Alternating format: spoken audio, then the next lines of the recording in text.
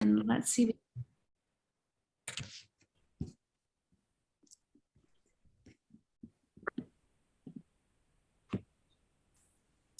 All right. I like it because they're thin. I mean, I like always because they're thin. They're like paper thin, you know? It's like, Good morning, good morning, good morning. I welcome you to our Principal Roundtable today. We will have the wonderful opportunity to hear from four Cotsen Principals who are doing the work and putting in the time to support their communities and leading them to success during these times. I would like to take the opportunity. My name is Damita Myers-Miller. I am a Cotsen Principal alum.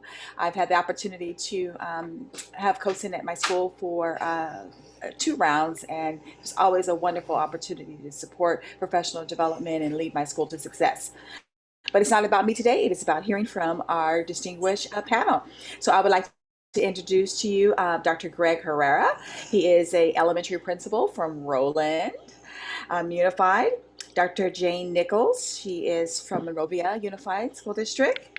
Yeah, thank you, Ms. for waving. We have Mr. Ryan Bork. And we also have Dr. Greg Garrow from Monrovia. So we welcome them to share their experiences. We have a prompt that we will be engaging with today, and we are going to go in this order if that's okay. We will have Dr. Nichols go first, then we will have Dr. Garrow, then Mr. Borg, and then Dr. Herrera. So our prompt for today is Brene Brown always talks about leading with your heart and leading just even throughout insurmountable circumstances. And so the prompt from her today is leaders must either invest a reasonable amount of time attending to fears and feelings or squander an unreasonable amount of time to manage ineffective and unproductive behavior. So with that thought in mind, take me through some of the things that have continued to support your leadership and your community's growth over the past 2 years and still into this year with pandemic.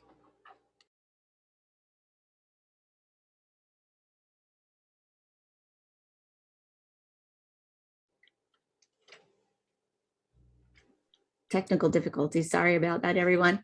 All right. Well, thank you. It's great to be here. Good morning. When thinking about what I was share with you all, I thought I'd share about a little bit of our story at Brad Oaks. So 3 weeks prior to the pandemic, the onset, we officially became a science academy. And we had great momentum that year. We're great in parent involvement, student engagement, staff was moving cohesively in the same direction. And we spent a lot of time building a foundation of our science program, and we were excited, and it was being well received from parents and everybody. Well, all that changed when the pandemic hit. However, what didn't change was that we were still a new, and I emphasize new, science academy, and we were still expected to continue building our science academy. So let's fast forward to this year. This year, beginning of the school year, our current challenge is how do we move forward in establishing ourselves as a science academy as we return to campus and ensure that all students' needs are being met? And you know what I mean by all of that. So we focused on 3 things. The first thing we did was to recognize and focus on what we can do and what we had control of. And priority was given to building connections and relationships, so crucial, as you all know. And staff needed to remember, and this was my job, and each other's job was remind each other how amazing the teachers are, our staff are. They are talented and amazing group. And we had to remember that. And we had to focus and remember that we couldn't do everything, but we could focus on the essential standards and connecting with students. So in terms of moving our program forward, we decided to collectively make sure we're doing hands-on experiences to our students that were relevant and rigorous and engaging, getting kids into our classrooms again. The second thing was to continue our parent involvement, very, very crucial in our community as well as yours. we had wonderful events where we were inviting parents and families onto our communities. Well, we had to change that and modify them to being home connections. We continued our grab and goes. We did more visual things with Flipgrid activities and design challenges. The other part to the parent involvement was reestablishing our parent science committee. Very helpful. I think that helped in morale with parents. Teachers. They felt supported, and our parents felt like they can contribute. And the last thing I wanted to share, what we did was we had to stay focused on literacy and our science. That was really important and is really important to my staff, is recognizing we got to make sure our kids are reading as we move forward in our science program. So we made reading a priority, but we also recognize the necessity of progressing our science program. So our team decided to purchase lots of books, science books in all facets, biographies about scientists, informational text, and small group reading, guided reading groups are using information. Yeah, we're gonna go see the purple flowers, okay? Okay, and the last thing I just say, we just wanted to make sure we had books in students' hands and kids had many opportunities to read. So those are the three main issues: the connectivity, making sure parent involvement, teachers knew that they were enough and they are extremely talented, amazing, and to focus on our goals, what we can do. Amazing. Thank you for sharing, Dr. Nichols. Dr. Garrow, if you would take us away, please. Sure. Yeah. Good morning, everyone. I'm Greg Giroux, and I was thinking a lot about supporting our teachers and staff. And one thing I've noticed especially this past year, is that many of our teachers are not feeling very efficacious. They're seeing how far behind students are and how difficult it is. And so I know that Cotsen's done a lot of work with the collective teacher efficacy, and that's a lens through which I've been thinking about this year, because our teachers are doing amazing work, but they're not feeling it. So I've learned to provide the power of my perspective of seeing things from my vantage point, where I see so much growth, so much amazing work, but making sure that I am making sure that our teachers and staff see that and feel that. So it's what in collective teacher efficacy might be called the vicarious experience. If they're not seeing it firsthand, which I hope that they will, but if nothing else, I want to share with them things like the comments I hear from so many parents and from students as well, how appreciative they are, how much growth their students are making, sharing with them good news stories. Sometimes it's the data, a school-wide data piece that shows how much growth we've had. Sometimes it's comparing our students to students at other schools or other districts. Not that the emphasis is on competition, but just to highlight the growth and the amazing things that our teachers are doing. And I've had a lot of informal conversations, often beginning with just asking, how are you doing? How are you feeling? Uncovering their lack of efficacy and helping to restore that. So I think that's one thing that I've just focused on as a way to support staff, and knowing how important and crucial collective teacher efficacy is, that we're really addressing that now in this particular time. Thank you. And please forgive me for pronouncing your name incorrectly. No problem. All right. Mr. Bork? Hey everyone, it's actually Ryan Burke. Everybody pronounces my last name incorrectly, so don't. It's fine. Thank you. It's a pleasure to be here. I see a couple people I know on the screen, so it's great to be able to speak. So when I was asked to kind of mention as a leader how I have supported my staff and most importantly students over difficult times, a few ideas came to mind, epiphanies that emerged for me over the last 2 years as a leader. The first one was the idea really that schools must operate as a village. It's the whole "it takes a village" mentality. And I realize it's never just one person. It's not the superintendent, it's not the head of school, principal, or any individual teacher, but rather it takes all of us that, during difficult times, we're in this together. And it's only really through that network that we can do more than just survive, that in order for us to thrive, the kids to thrive, we must come together as a family. And that was really highlighted during the pandemic. During tough times, we realized as a village that healing was necessary. It was a priority. We had to restructure the way that we did things. Just because things had been done a certain way before did not mean that way was what was best for now. And I noticed that the teachers, the staff, students, families began to support each other in different ways. And that was just a beautiful thing that occurred that really supported us moving forward. The second one, I call availability. And I'm not talking about my availability as a principal, as a leader for staff, but providing availability for staff to spend time with each other, to carve that space out for them to connect, to provide availability for staff to spend meaningful time with students in different ways. And I realized it also meant that I had to provide availability, I had to provide freedom for teachers to teach how and what as necessary, depending on the needs of the students. And the last one was the idea of prioritizing. And even this is something I've long been aware of, but the pandemic really highlighted that as a principal, we have the ability to magnify or to minimize.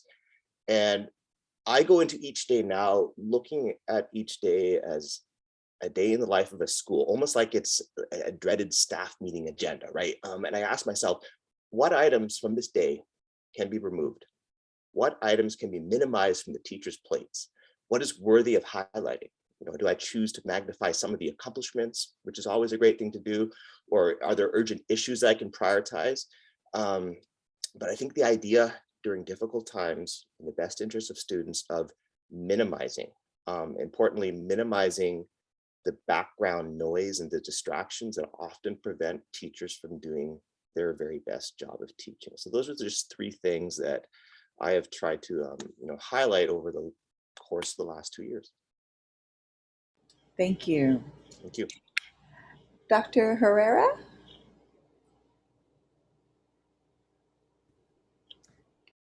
Yes, thank you. Thank you. So happy to be here. I will start by sharing the transitioning and returning to in-person instruction with safety protocols and desk skills and masks, and add to that contact tracing and exclusion of students. They have affected different grades and different classrooms in very unique ways. I think the inconsistent student present as a result of student exclusion and sporadic independent study. Parents are wanting their children on independent study. No, we want them back in school. No, we changed our mind. We want them back on independent study. The questions that have surfaced for teachers is, do I keep going? Do I stop? Do I do something else? Do I go back and reteach? What do I do? How do I support both the students who are present and those that have inconsistent attendance through no fault of their own? And one of the things that we did just as a staff and just as a family at Via Corta, as we made a collective commitment to stay the course to the utmost best of our ability. We're competent, conscientious, resilient professionals who care deeply about the learning and social emotional well-being of our students. We stay the course to the utmost best of our ability. And we also take care of ourselves so that we can be there for our students. We embrace one day at a time. And I want to emphasize that we take one day at a time. What do our students need us to teach them today? And what do our students need from us today? And that is what we provide.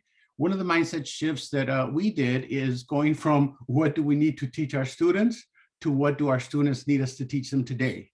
Practicing grace and flexibility, not only for our students, but for ourselves, has been an important component of this endeavor. I'll share a couple of the challenges of like first grade. They had the very unique challenge of students lacking the socialization skills and knowing how to be students in in-person school because they had been virtual for kindergarten. And one of the major stresses was socializing students to the schooling experience and how that process was cutting into the academic time. And so again, going back to, we teach students what they need from us, but I was able to use my TOSA and my instructional aids to provide targeted intervention support. Second grade had the challenge of students having significant gaps in first grade foundational reading and mathematical skills. On the surface, they appeared to be fully prepared. And then once the teachers delved into deeper questioning, the gaps began to surface. How am I going to teach them everything that I need to teach them if they have other needs? And so that's where our mindset shift came in. The other big piece was third through sixth grade and just the accountability pieces that were very important. They were very worried about the high stakes accountability with so many students gone at various times.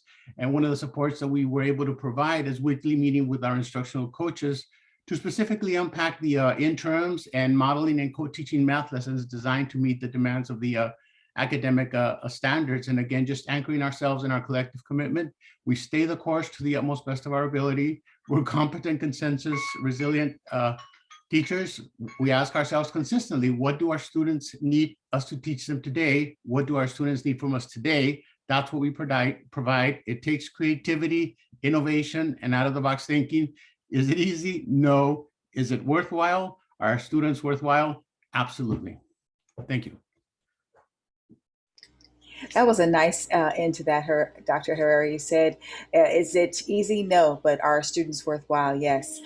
There is amazing leadership and in this room today. Thank you for sharing. I learned something from each and every one of you, myself sitting here. But is there anyone who is in the who is in today that would like to ask a question of one of our leaders as you are supporting your own schools in leading? You can unmute yourself if you like.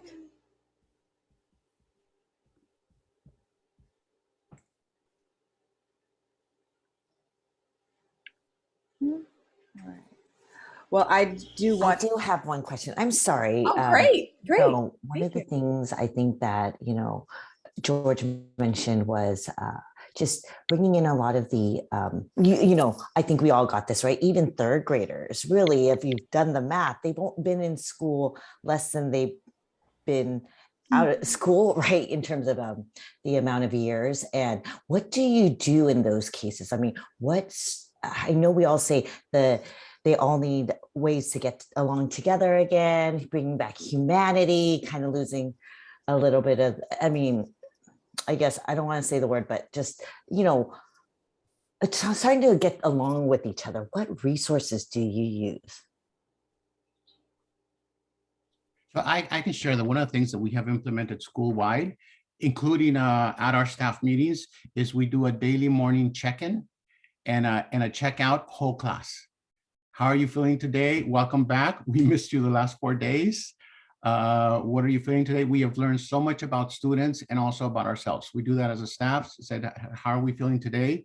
We learned about the stresses from different people, from different grade levels, from our teachers who have kids and are dealing with the same thing on a different, through a different lens, but getting to know kids and letting kids know through our morning circle time that they're important, that they matter, and that we're here for them. We work a little differently. In addition to that, we have the community building circles, but we also there's some kids who are reacting more strongly just based on, everybody's different. Every kid has different needs, as we've been talking about. And so we have our PSW, and our teachers can make referrals where the kids get to articulate with her on a one-on-one or a small group basis around issues that we see common themes around, whether it's just the readjustment.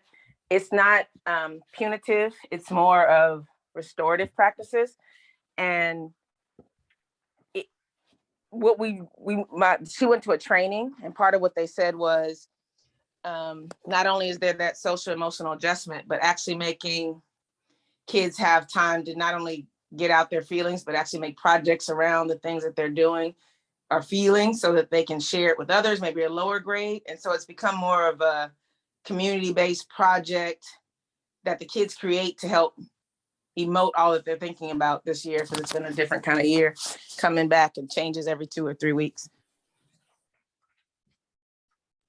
I want to share one really quick thing around the last question. And this kind of happened accidentally because of the pandemic.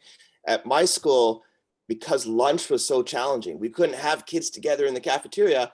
We had to think out of the box, like George said. We bought yoga mats. I'm sure many of you have done this. And we asked kids to eat lunch picnic style outside. Who would have thought? Southern California, we can be outside. And that allowed students to come together socially in a new and exciting way, and it allowed them to connect over a meal as a family in a way that hadn't happened before. And we're going to continue that. that's one thing about the pandemic that has really, it has allowed us to think outside of the box, but it also has allowed us to grow in ways that um, it have changed the structures that maybe we just kept doing those structures, and they may not necessarily have afforded us all of the benefits that we uh, needed to support our schools in every way. As we begin to close this session, I just want to once again thank our four distinguished principals, and I just want you to know what you said around we can't do everything, but what we have to think about what we can control, Ms. Nichols. That's what you said. And I think that's really something that as principals, we really have to continue to think about. It's not always going to be easy, but we are, if we come together collectively, we are able to move forward. So thank you for your time today. And I look forward to our next sessions together.